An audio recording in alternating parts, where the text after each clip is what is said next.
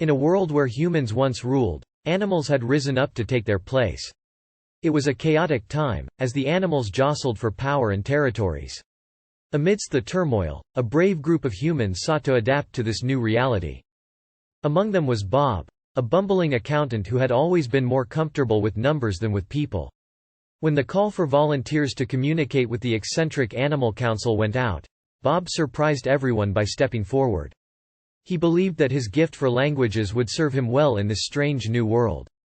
As Bob entered the grand hall where the council convened, he was met with a sight that both fascinated and terrified him.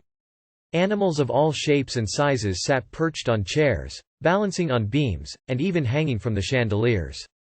The room reverberated with their excited yowls, chirps, and growls. The council was presided over by a wise old owl, who spoke first.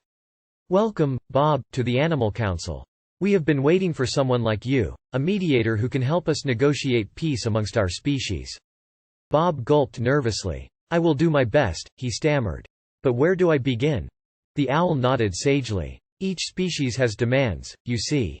The monkeys demand an unlimited supply of bananas, the cats want humans to serve as their personal butlers, and the birds claim exclusive rights to all telecommunication towers." Bob's head was spinning. How was he supposed to negotiate with such absurd demands? Nevertheless, he had to try.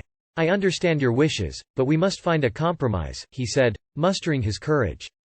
The monkeys were the first to react, swinging from the chandeliers and throwing bananas at the humans. "No compromise," they screeched. "Bananas or chaos."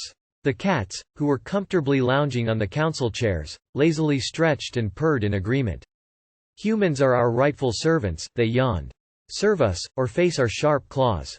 Meanwhile, the birds squawked loudly, their feathers ruffled. "Those towers are our platforms of communication," they protested. "Humans have enough means to talk, let us have this one." As chaos erupted, Bob found himself at the center of it all. He ducked a banana thrown by a monkey and narrowly avoided a swipe from a cat's claw. Desperate, he tried to reason with the animals. "There must be a solution that benefits everyone. We can't have chaos ruling our world." The owl hooted, silencing the raucous crowd. "Bob is right. Our demands may seem outlandish, but we must learn to coexist peacefully. Let us negotiate a fair compromise." After hours of contentious negotiations, Bob managed to convince the animals to relinquish their absolute demands. The monkeys agreed to a reasonable supply of bananas, the cats accepted the idea of a mutually beneficial relationship, and the birds took a more reasonable stance on the telecommunication towers. As balance was restored, Bob emerged from the council hall, battered and exhausted but holding his head high. He had survived the absurdity and managed to restore order among the animals.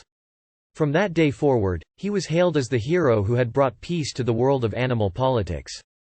And so, Bob continued his work as an animal linguist, tirelessly bridging the communication gap between humans and animals. He had found his purpose in the wilderness of animal politics and would forever be remembered as the one who brought harmony in a world where chaos had once reigned.